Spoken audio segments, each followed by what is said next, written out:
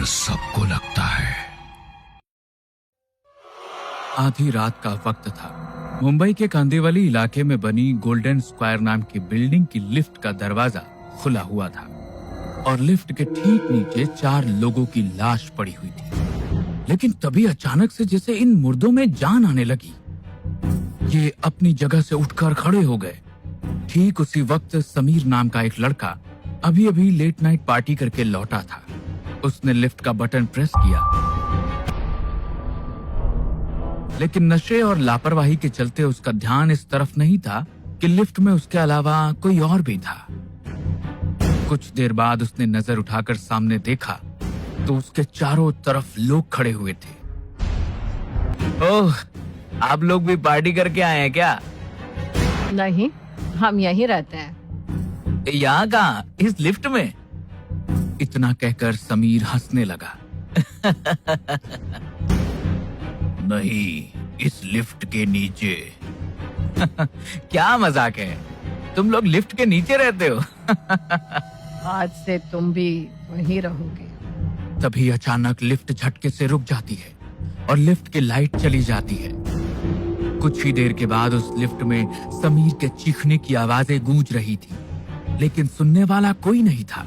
वो बिल्डिंग अभी कुछ महीने पहले ही बनी थी। कुछ दिनों के बाद रवि मिश्रा अपनी पत्नी सुहानी और बेटी प्रिशा के साथ वहां रहने आ गए। रवि, मैंने सुना है कि इस बिल्डिंग में पिछले कुछ महीनों में लिफ्ट खराब होने की वजह से 2 लोगों की जान जा चुकी है। मुझे लगता है हमें कहीं और घर लेना चाहिए था। देखो सुहानी, बात ऐसी है कि लोग अपना ध्यान रखते नहीं, मेंटेनेंस करवाते नहीं और दोष देते हैं दूसरी चीजों को। और वैसे भी यहाँ किराया बाकी जगह की तुलना में कम था, इसीलिए मैंने यहाँ घर ले लिया। वैसे रवि, यहाँ हुआ क्या था? तुम्हें कुछ पता है क्या? 2 लोगों की मौत हो गई है लिफ्ट के गड्ढे में गिरकर।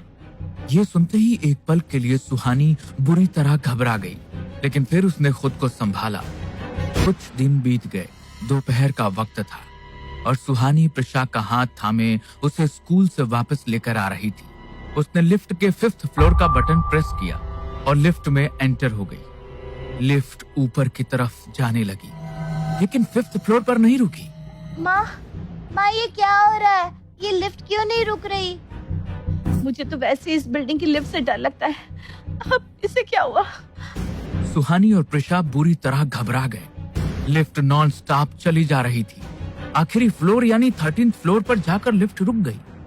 सुहानी और प्रिशा घबराकर लिफ्ट के बाहर निकले और चारों तरफ देखने लगे। उस फ्लोर पर कोई भी घर भरा हुआ नहीं था, वहाँ कोई रहता भी नहीं था।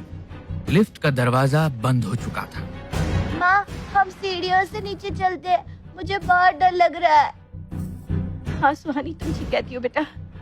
सुहानी और प्रिशा सीढ़ियों की तरफ गए, लेकिन उन्होंने देखा कि कुछ कंस्ट्रक्शन वर्क के चलने की वजह से सीढ़ियों के रास्ते को बंद किया गया था।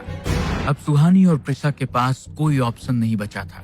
सुहानी ने एक बार फिर से लिफ्ट का बटन प्रेस किया। लिफ्ट का दरवाजा खुला। सुहानी ने जैसे ही अपना कदम आगे बढ़ाया, डर के मारे उसकी चीख निकल गई। लिफ्ट ऊपर आई ही नहीं थी, सिर्फ उसका दरवाजा खुला था। नीचे गहरा गड्ढा था। सुहानी को ऐसा लगा जैसे 2 आंखें उस गड्ढे से झांक कर उसकी तरफ ही देख रही थी। सुहानी ने अपने कदम पीछे खींच लिए और प्रिशा को अपने गले से लगा लिया। कुछ देर के बाद लिफ्ट का दरवाजा फिर से खुला। देखो माँ, लिफ्ट आ गई। सुहानी ने बड़े ध्यान से देखा और फिर लिफ्ट की ठीक से चेक करने के बाद वो उसके अंदर एंटर हो गई। घबराते हुए वह अपने घर पहुंची।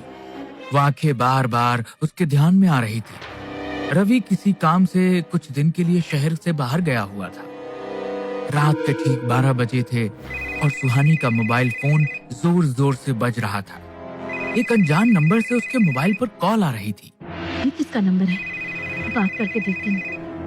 हेलो, कौन? मैडम, मैं दिनेश बोल रहा हूँ, मुझे बचा लीजिए मैडम। मैडम, मैं इस बिल्डिंग में मजदूरी का काम करता हूँ मैडम। मैं लिफ्ट के खड्डे में गिर गया हूँ मैडम, प्लीज मुझे बचा लीजिए। सवाल मत पूछिए मैडम जी, प्लीज मुझे बचा लीजिए। तुम्हें मेरा नंबर कहाँ से मिला? मुझे क्यों कॉल किया? सुहानी दौड़कर लिफ्ट के पास पहुंची। उसने बिल्डिंग के गार्ड से मदद लेने के बारे में सोचा, लेकिन अचानक से उसके मोबाइल का नेटवर्क गायब हो गया। सुहानी मदद के लिए किसी को भी कॉल नहीं कर पा रही थी। उसने लिफ्ट का बटन प्रेस किया और लिफ्ट का दरवाजा ओपन हुआ। सुहानी ने जैसे ही झांक कर नीचे देखा, उसे वहां खून से लथपथ 2 लोग पड़े हुए नजर आए। सुहानी मदद के लिए चिल्लाने लगी। उसकी आवाज सुनकर पास वाले घर में रहने वाले मनोज और उसकी पत्नी नैना की आंख खुली। क्या हुआ? आप चिल्ला क्यों रही हैं? कौन है आप? और इतनी रात में लिफ्ट के पास खड़ी होकर क्यों चीख रही हैं? वो वहाँ 2 लोग लिफ्ट में गिर गए, हमें उनकी मदद करनी चाहिए। ये सब अब क्या कह रही हैं? कोई भी नहीं है वहाँ। लेकिन एक दिनेश नाम के आदमी ने मुझे कॉल किया था, उसने कहा कि वो लिफ्ट के गड्ढे में गिर गया है। दिनेश? ऐसा कैसे हो सकता है? क्यों? क्या हुआ? क्या बात है? कौन है ये दिनेश? नैना और मनोज ने एक दूसरे की तरफ देखा और वहां से चले गए। ऐसा लग रहा था जैसे वो इस बारे में बात ही नहीं करना चाहते थे। सुहानी ने उनसे दिनेश के बारे में पूछने की बहुत कोशिश की, लेकिन उन दोनों ने कोई जवाब नहीं दिया। सुहानी परेशान होते हुए अपने घर लौट आई। उसे समझ नहीं आ रहा था कि आखिर उसके साथ ये सब क्या और क्यों हो रहा था। 2 दिन के बाद जब रवि वापस लौट कर आया तो सुहानी ने उसे ये बात बताई। ऐसा कुछ भी नहीं है सुहानी, तुम्हारे दिमाग में बस डर बैठ गया है, इसलिए तुम्हें ऐसा लगता है। अच्छा, मुझे कुछ काम याद आ गया, मैं अभी आता हूँ। पापा, आप अभी तो आए हैं, अभी आपको कहाँ जाना है? कुछ नहीं, बस अभी 5 मिनट में वापस आता हूँ। रवि अपने फ्लैट से बाहर निकला और उसने किसी को कॉल किया। हेलो पंडित जी, कुछ उपाय बताइए पंडित जी। वो दिनेश मेरी पत्नी को नजर आने लगा है। मेरी पत्नी को लगता है जैसे दिनेश ने उसे कॉल किया था। अब मैं इसमें कुछ नहीं कर सकता। एक बार पहले हम उपाय करके देख चुके हैं, लेकिन अब उसकी आत्मा उग्र हो चुकी है। तुम जल्दी से जल्दी उस बिल्डिंग से निकल जाओ, वरना वो तुम्हारे परिवार को नहीं छोड़ेगा। ठीक है पंडित जी। पंडित से बात करने के बाद रवि अपने घर लौट आता है। अगले दिन सुबह रवि घर से निकल जाता है। उधर सुहानी प्रिशा को स्कूल छोड़ने के लिए जैसे ही लिफ्ट में जाती है, अचानक से लिफ्ट की लाइट बंद हो जाती है और लिफ्ट एक जगह पर रुक जाती है। सुहानी और प्रिशा इस बात से बुरी तरह डर जाते हैं। सुहानी रवि को कॉल करने की कोशिश करती है, लेकिन लिफ्ट में नेटवर्क ना होने की वजह से कॉल नहीं लगता।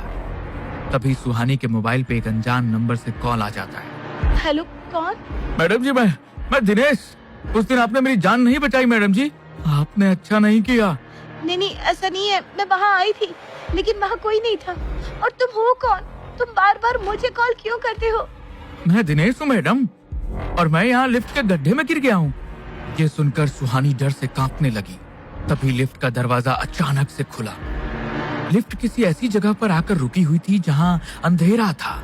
अचानक से वहाँ से किसी के चीखने की आवाज सुनाई दी।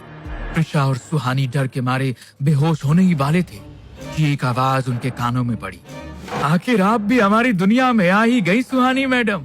सुहानी ने आंखें खोल के देखा तो सामने एक औरत, एक 5 साल की बच्ची, एक जवान लड़के और एक आदमी का साया खड़ा था। उनके शरीर के सब जगह से खून बह रहा था। कौन हो तुम लोग? जब ये बिल्डिंग बन रही थी तब इस गड्ढे में गिरकर मेरी बच्ची की मौत हो गई थी, लेकिन तेरे पति रवि ने इस बात की जांच नहीं होने दी और झूठी रिपोर्ट बनाकर इस बिल्डिंग के बिल्डर को बचा लिया था। बाद में तेरे पति ने हम दोनों को मरवा कर इसी लिफ्ट के नीचे फेंक दिया, और ये लड़का समीर, इसने तेरे पति का साथ दिया। नहीं, ऐसा नहीं हो सकता। ऐसा ही हुआ है। तेरे पति की सच्चाई तुझे बताने के लिए ही हम तुझे यहाँ तक लेकर आए हैं। कुछ देर के बाद दिनेश और उसके परिवार ने सुहानी और प्रिशा को वहाँ से जाने दिया, लेकिन कोई नहीं जानता था कि जो लौट कर वापस आए थे वो सुहानी और प्रिशा के सिर्फ शरीर थे। उन दोनों के शरीर पर दिनेश की पत्नी और बेटी ने कब्जा कर लिया था। अगली सुबह सुहानी के शरीर में मौजूद दिनेश की पत्नी की आत्मा ने रवि की जान ले ली और उसकी बॉडी अगली सुबह उसी लिफ्ट के नीचे मिली जहाँ कुछ महीने पहले दिनेश के परिवार को मारकर फेंका गया था।